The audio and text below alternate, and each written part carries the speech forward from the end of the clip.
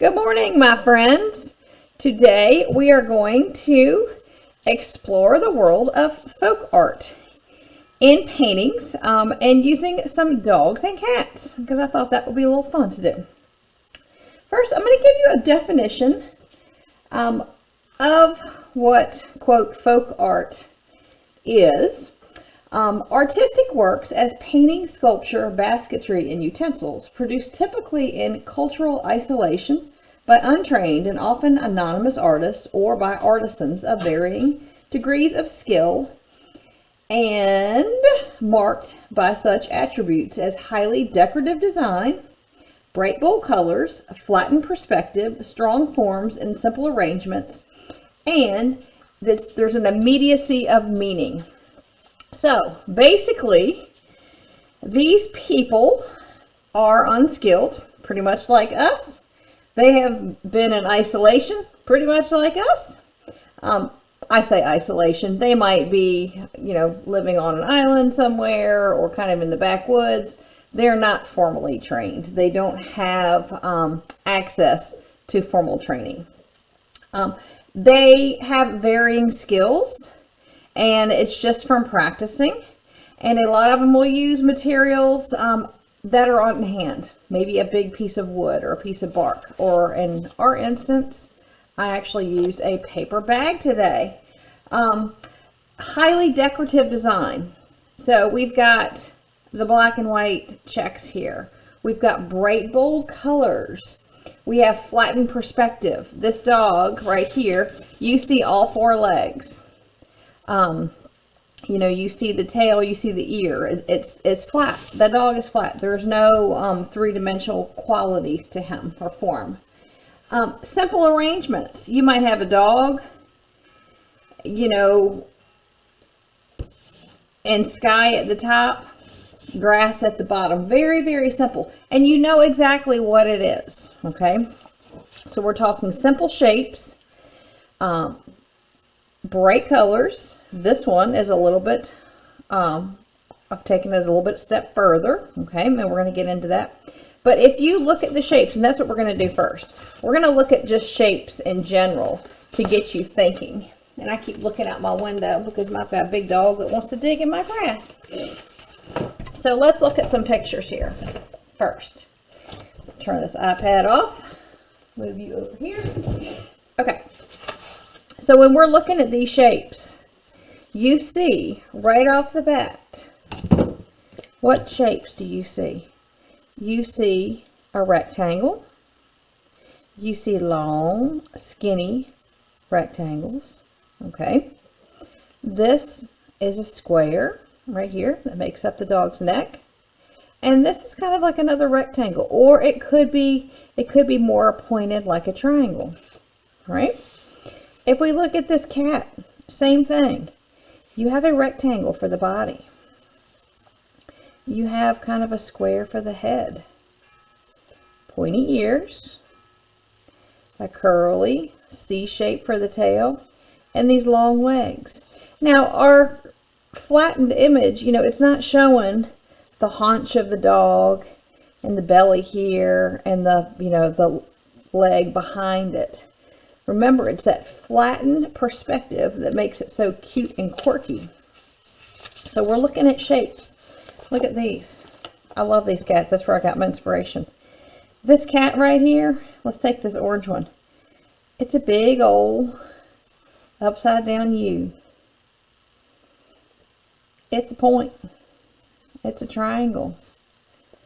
I did mine, and I'll show you. I put a line in the middle. Line on the side, and little parentheses for his little feet. And it's this curly snake. That's all that is to it. And these things, they're so cute. Look, I love how look at this one. If you can't make a perfect U, you can make a wonky U upside down. These are great shapes to look at. These guys right here, you can see the rectangles right off the bat. Okay. Long, skinny legs. Do they have to all be perfect? Look at this one. This one comes down to a point. This one is more rectangular. Same with mine. When I was painting mine, where'd that thing go? Where'd that little puppy go? Hang on. Here it is. I had used a whole sheet of painted paper of this golden color, and you can see it in the background too. It's back there. And when I was carving in with my red, I got a little too close, but that's okay. I'm not worried about it. Remember, these are simple, primitive shapes that we're talking about. Look at this one. A fat rectangle. Little stumpies. Look at the little stumpy legs and a stumpy tail. I love how this face is a rectangle. Okay? Look at this guy. This face is more of a triangle. Now it doesn't have to be a triangle just like that. Okay? You can manipulate it some once we start going. You can give it more of a forehead. You know, however little ears you want to do. I like this one, a little bit of detail on the tail. It's not just a tail like that. They went and put some saw teeth, little zigzags, okay?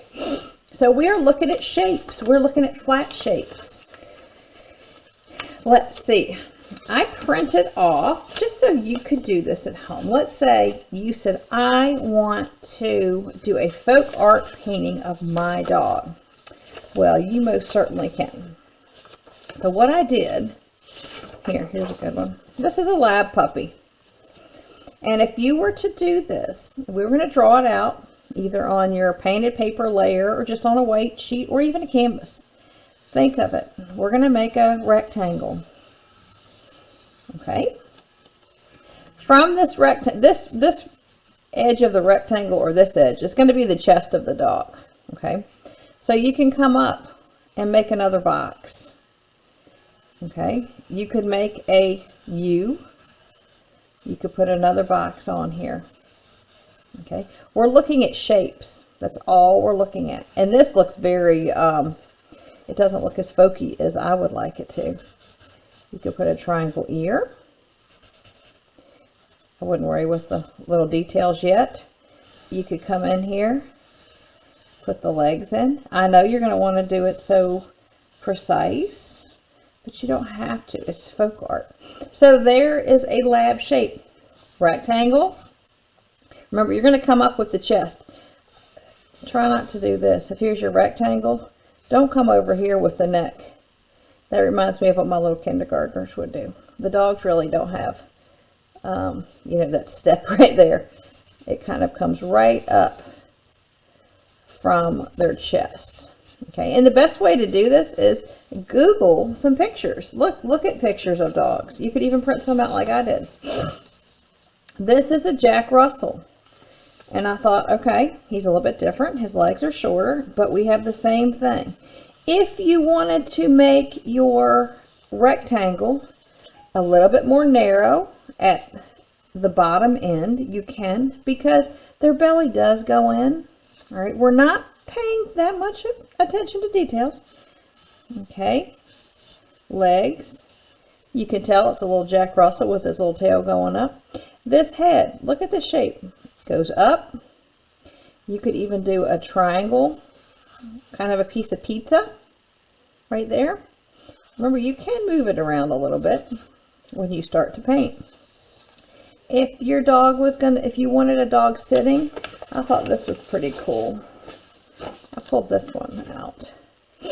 And we were looking at the dogs from a side view. But this could be just like a cat from the front view. But look at the shape of the head right here. Okay? You've got a squatty piece of pizza. You can put the nose here. The eyes, just to get you going. Your ears could go up and point out. You could put two legs. Remember, we are doing this very loose. Okay, we're not putting detail. So there's your dog sitting. Just by looking at the shapes you see. But look, you could always come in and do that. Give him that funny little patch. And put a funny little patch here and there. Because we're going to be using bright, bold colors. Okay, same with this guy. This one might look a little bit more intimidating, but he's really not. He's got the same. You could almost do this like the cat. You could almost go up, down, put some legs. What I'm going to do for his nose. Eyes. And just a little suggestion of his, like his haunches. You could even put a tail. Okay, but very simple. We're simplifying shapes. You notice I didn't dig in here and get all this hairy goodness. Okay, I didn't get the shoulders. I made them kind of flat and straight because that's what we want. Even a good old mixed breed. Check it out. You will have so much fun putting in these patches of color on your folk dog. Okay, but same thing. Here's that squatty rectangle. We can pinch it at one end. Throw yourself some legs in here. A curly tail, right? This one's neck. Okay, look at this one. This one, his neck is coming, his head is down. It's not straight up like our other ones. So here's your box right here, kind of on the point. See where that intersected? Kind of attached onto the point. And here's your piece of pizza. I'm going to make his mouth open. Put some crazy ear on there. But you will have so much fun going back in and adding maybe a blue patch on a red dog. Okay. Oh, here's a little corgi. Same exact thing. We have our triangle. Not triangle, rectangle. Okay. You can pinch it at one end. Our head little comes right up. There's that box kind of on the head. Our pizza. Alrighty. And remember, these, they're just quick sketches. Okay, we're not making anything perfect. But I'm getting you to look at the shapes in some of these critters. Here's some that I did earlier. And I just did these right out of my head. Here's a nice rectangle. This one kind of looks a little like a llama, but that's okay. Long legs. And sometimes the folk artists would exaggerate the features. So if a dog's legs weren't as long as seen or pictured, they might just make them a little bit longer. And that's okay. Same with the cat. There's that rectangle again. I love making the legs look like the dog is leaping and running. Okay. I just think that's fun. Or even walking. See how you can alternate? You can make them kind of in the shape of a V. All right. This one I tried to do of our little Ping. I thought, how could we add a little bit more detail, but not get too far into it? So Ping he's got short legs, long body, curly tail, but he also is kind of hairy or furry. So I did some of these little sawtooth zigzags here and there. And he's got big old ears to make it look like there's Ping. Just gives him a little bit more detail, but still, you're not doing every single hair because that's not what we're into. Okay, that's not what we're doing. So now that we've looked at some shapes, my friends, there's someone's artwork. What I did is I did this a couple different ways.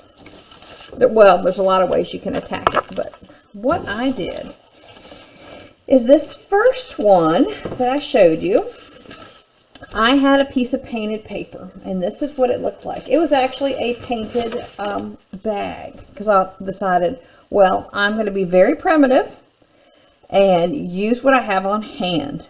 So this was just some yellow ochre, white, whatever colors. And I kind of scrabbled it on there, cut into it with my, the back of my paintbrush to give it some texture. But it was a good old bag from Aldi. Then what I did, I took my pencil and I'm going to do it in marker just so you can see it. And I drew in my dog. Okay. However, and if I were doing this with pencil, you wouldn't have all these lines in between here. Okay, but I'm just showing you. Okay, so there's my dog. I went back around with paint and carved it out. And I did leave a border. Okay. So that was as simple as that. I didn't do anything else to it. I went back and I outlined it with my paint marker just to give it a little definition. And you could even do this twice to give it, you know, to kind of give it a little movement. And this is just a suggestion of our little folk style. This is not set in stone by any means. You could even go back and give it some stitches to make it look like it was sewn, okay, on a piece of paper or embroidered or something like that, because that's very folksy as well. You could give his little eye little stitches, okay, totally up to you. This guy right here, I used some funky painted paper because I thought, okay, we're going with the folk style, but it still could have a little bit of our pizzazz to it, right? And I'm trying to find, oh, here it is. Silly me. So this guy right here, we'll use the blue background, okay? And I made, hopefully you can see this, the big upside down U. I made 2 triangles at the top. I made a big tail, okay? And a cat's tail, we know, does not sit straight up like that, erect while they're sitting there. It just doesn't. I'm not going to put in these 3 lines yet. I figure we can do that with the paint pen, but you will see, you know, I guess we could, our 3 lines and our little feet. So what I did with this one was I actually took my paint and I painted around, and I'm going to find, let's see, I'm going to go with a, I'm going to go with, this is just a gray color. Let's see what this gives me. I'm just going to get it right out of here. So I'm going to go ahead, I don't even have any water in here. Oh, yes I do. Yay. I'm going to carve out this cat so you can see what I did here. Carve, carve, carve. Oh, little ear got small, but that's okay. It doesn't matter. You're giving the impression of a cat. It's going to look like a cat straight off, right out of the box, right out of the bat. Okay. It is okay. All right. Now, could you go in, put some scratches in here? Absolutely. Show the background? Sure thing. Okay. So we're going to let him dry for a little bit. Okay. So that's one way of getting your background in there. Okay. The other way is I did, where's this dog? I took white paper and I drew my dog with pencil. Then I thought, well, I'm gonna introduce some watercolors here. And we haven't talked about watercolors yet, but these are Crayola mixing colors. And I think you can get them at Michael's Arts and Crafts. I haven't seen them at Walmart before. But you'll notice you've got black and white, which white is kind of a weird thing to have in, you know, a kid's watercolor set.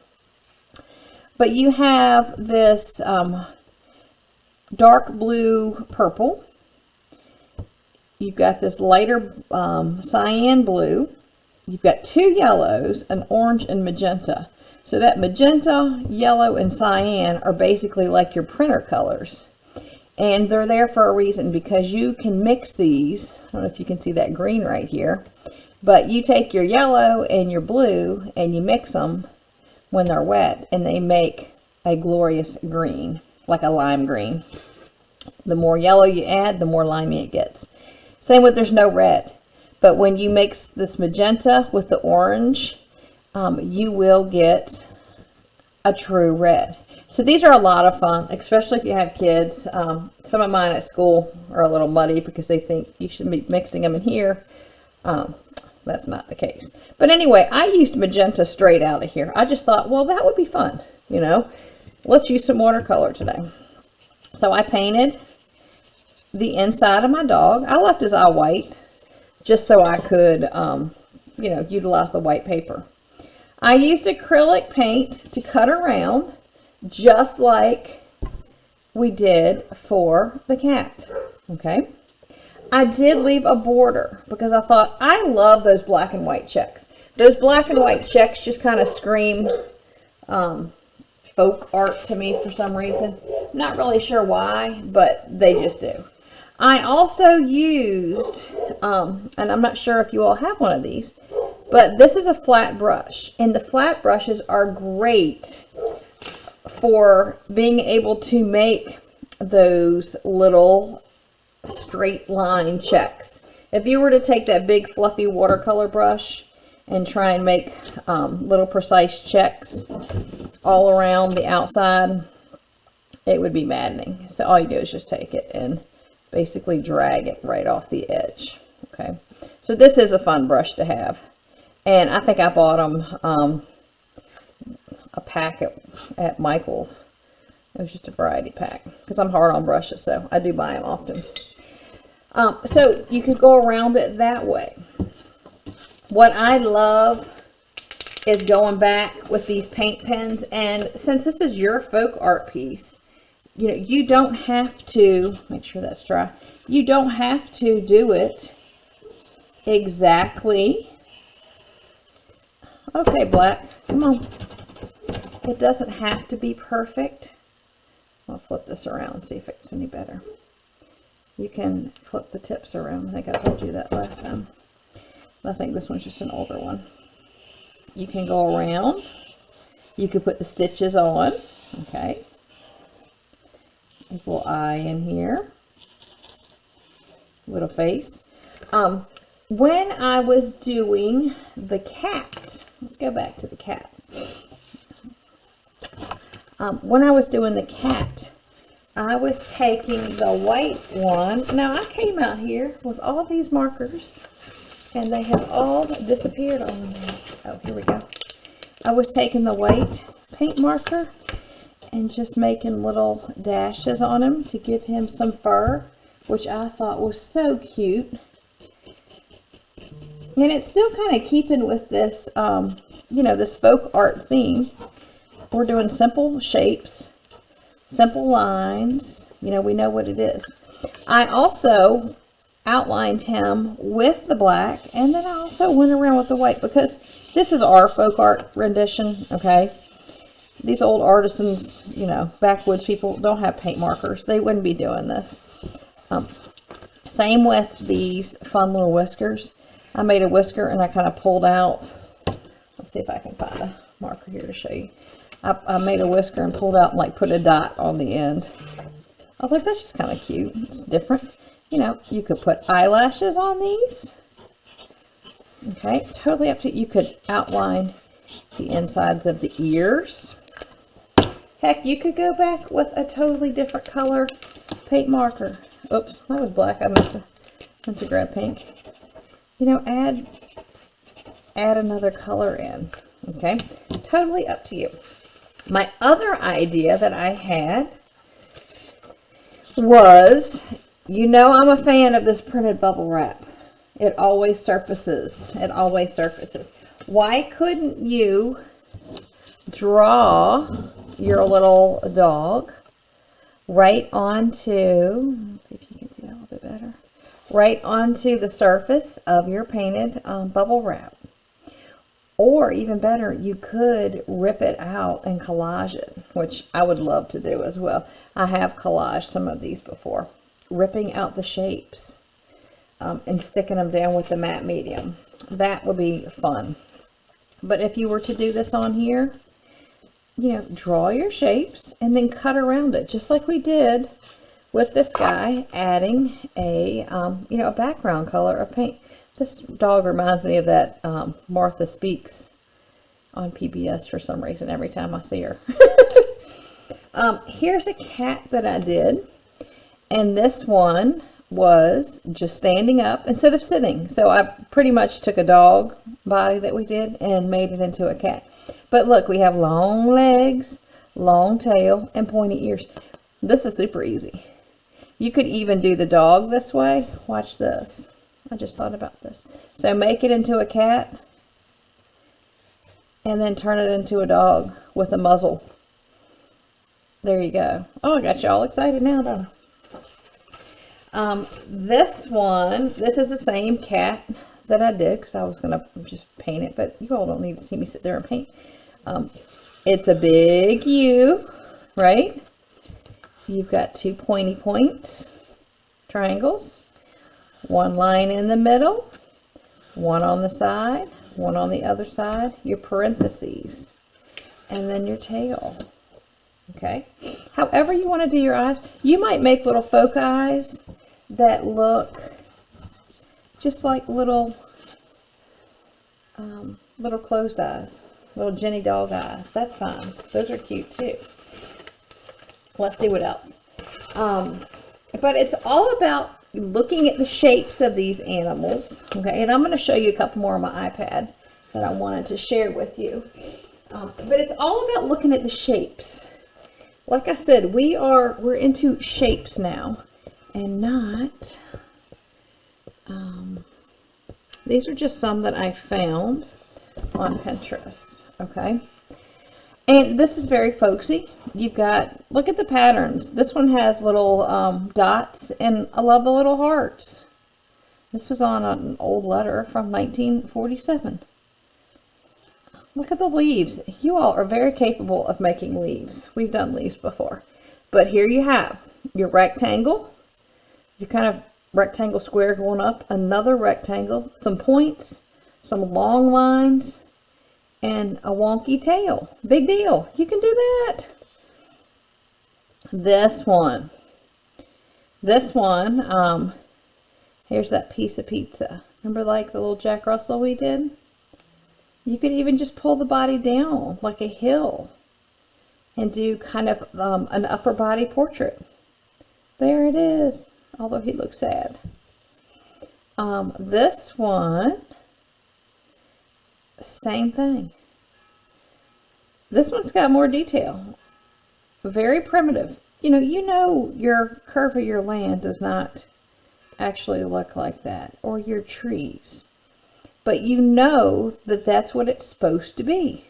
That was what part of the definition. It is immediacy. You know that those are trees. This is a dog and a cat and a bird. These guys, nice big fat square. Look at that. That's a circle this time. We didn't even talk about doing a circle shape. Okay. Long lines again. Same thing. I love the pattern. I love the pattern of spots. No dog has beautifully patterned spots. Okay, this is the one we looked at earlier. Look at these guys. Here's this one's sitting up, right? Its tail is bigger than its body, so we're exaggerating a little bit.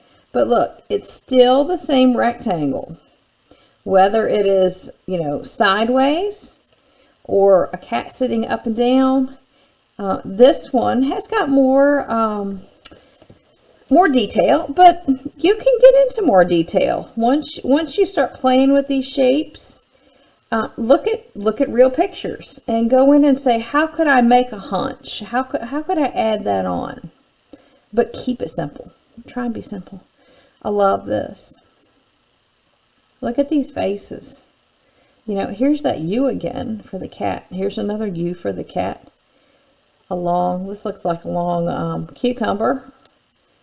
All right, this might be a wolf or something. We got a little bear and a wolf and a little bird. The bird is even cute. But we're talking about simple shapes. And we visited this one earlier.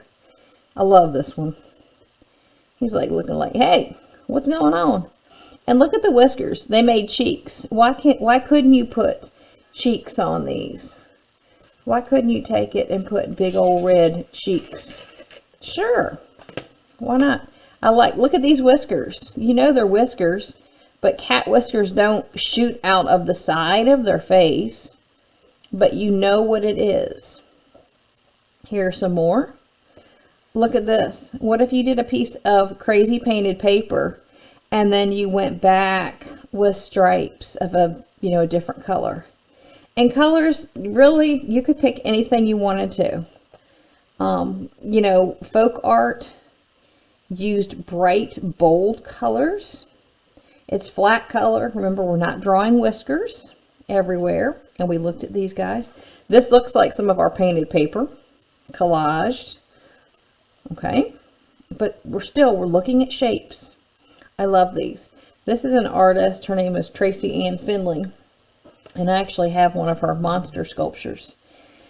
This is her style. This is how she paints. I think it tends to lend itself to that folk art. It looks very primitive to me. But here we are again. Look, here's that shape of that rectangle. Put another rectangle, and we have triangles and circles. This one right here has a potato shape head. Big deal. You can make a potato shape.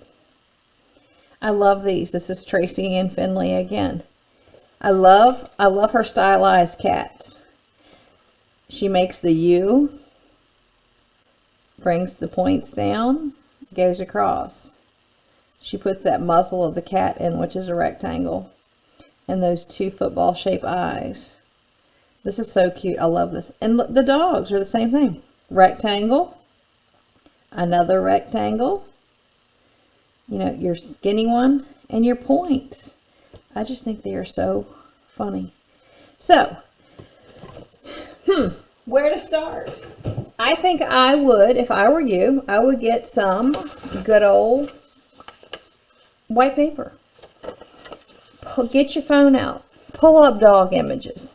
Dog's side view or cat side view. And see what you can find. Remember, you are looking at shapes. You can use painted paper as a background. You can start fresh and use just your watercolor mixed media paper or whatever you have. Okay? Have fun today, my folk artists, and I cannot wait to see what you create.